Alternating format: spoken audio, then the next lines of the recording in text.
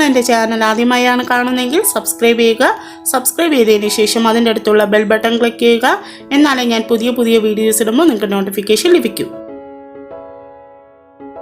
Hello friends, നമ്മൾ ഇങ്ങനെ ഉണ്ടാക്കാൻ പോകുന്നത് ടേസ്റ്റ് ആയിക്കുന്ന വറുത്തരച്ച ചിക്കൻ കറിയാണ്. അപ്പോൾ വീഡിയോയിലേക്ക് നോക്കിയാലോ.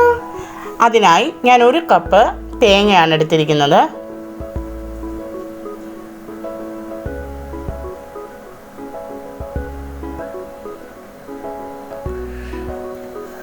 അത് നന്നായിട്ട് ഒന്ന് കളർ ചേഞ്ച് വരണ വരെ വെയിറ്റ് ചെയ്യുക.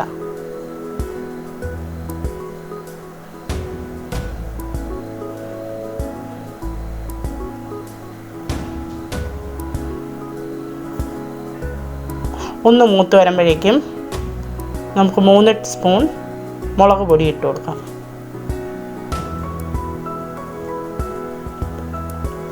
നിങ്ങളുടെ എരിവിനനുസരിച്ച് മുളക് പൊടി കൂട്ടുകയോ കുറയ്ക്കുകയോ ചെയ്യാം.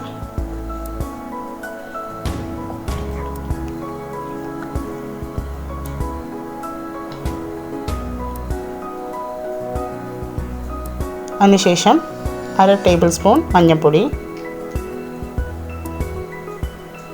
മല്ലിപ്പൊടി 2 ടേബിൾ സ്പൂൺ മല്ലിപ്പൊടി,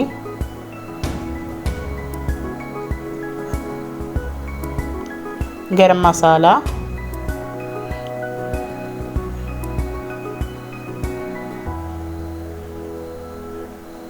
അര ടേബിൾ സ്പൂൺ പെരിഞ്ജീരകത്തിൻ്റെ പൊടി,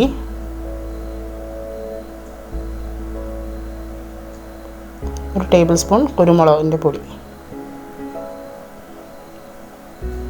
ഇതെല്ലാം ചേർത്ത് നന്നായി മിക്സ് ചെയ്ത് നന്നായിട്ട് മൂപ്പിച്ചെടുക്കുക.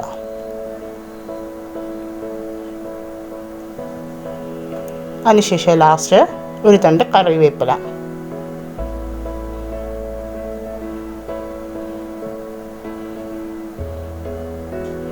മൂത്ത് വരുമ്പോൾ ഇത് തണുക്കാനായിട്ട് മാറ്റി വയ്ക്കുക. പാൻ ചൂടാക്കാൻ വെച്ചതിന് ശേഷം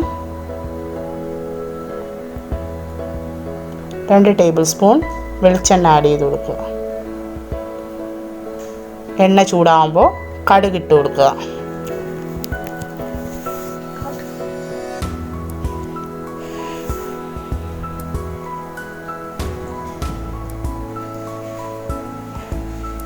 കടുക് നന്നായിട്ട് പൊട്ടിയിട്ടുണ്ട്. ഇനി നമുക്ക് കറിവേപ്പില ആഡ് ചെയ്ത് കൊടുക്കാം.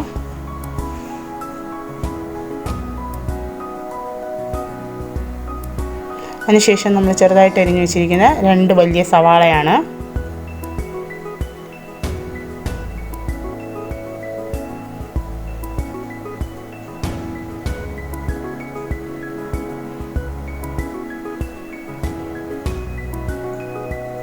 ആവശ്യത്തിന് ഉപ്പും കൂടെ ആഡ് ചെയ്ത്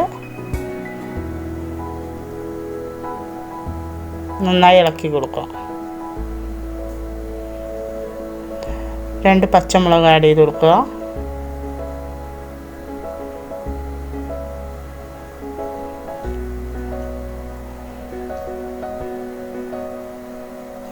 സവാള ഒന്ന് വഴണ്ട് വരുമ്പോൾ നമ്മൾ ചെറുതായിട്ട് അരിഞ്ഞ് വെച്ചിരിക്കുന്ന ഇഞ്ചിയും വെളുത്തുള്ളിയും കൂടെ ആഡ് ചെയ്ത് കൊടുക്കുക.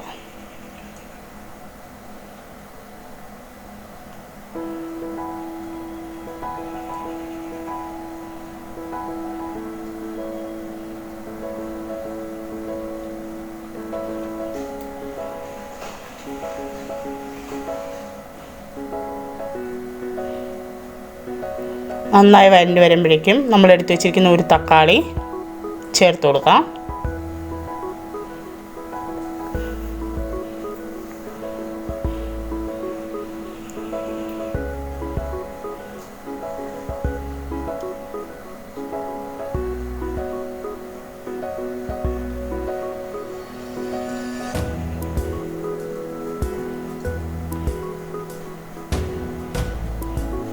ഇതുപോലെ നല്ല ഷെയ്ഡ് മാറി വരുമ്പോഴേക്കും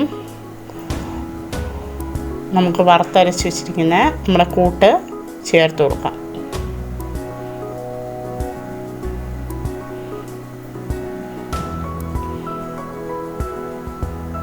നന്നായിട്ട് വാടി വന്നിട്ടുണ്ട്. ആ മിക്സ് ചേർത്ത് കൊടുക്കുക. കുറച്ച് വെള്ളവും കൂടെ ഒഴിച്ചു കൊടുക്കുക.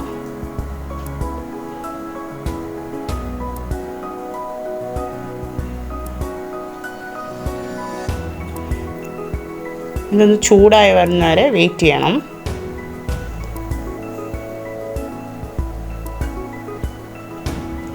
ആവശ്യത്തിന് ഉപ്പ് നമുക്ക് ഈ ടൈമിൽ ആഡ് ചെയ്ത് കൊടുക്കാം. എല്ലാ പാകത്തിനുണ്ടോ എന്ന് ഈ സമയം ചെക്ക് ചെയ്യുക. എന്നിട്ട് ചിക്കൻ ആഡ് ചെയ്ത് കൊടുക്കുക.